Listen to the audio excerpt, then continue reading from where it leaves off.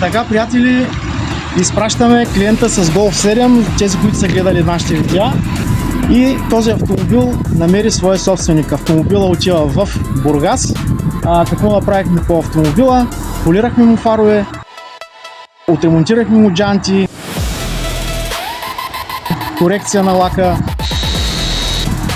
поставихме му керамично покритие, обяснил съм на клиента как да си поддържа автомобила и как да си го измива.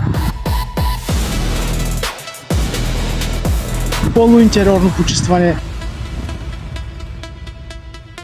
пълна сервизна история, както абсолютно всички наши автомобили.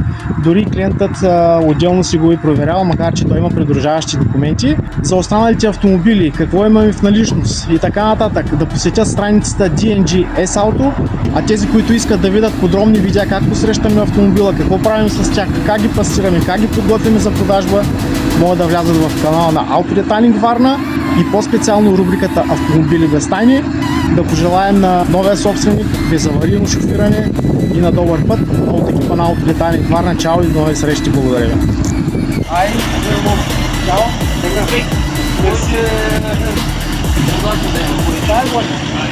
Чао.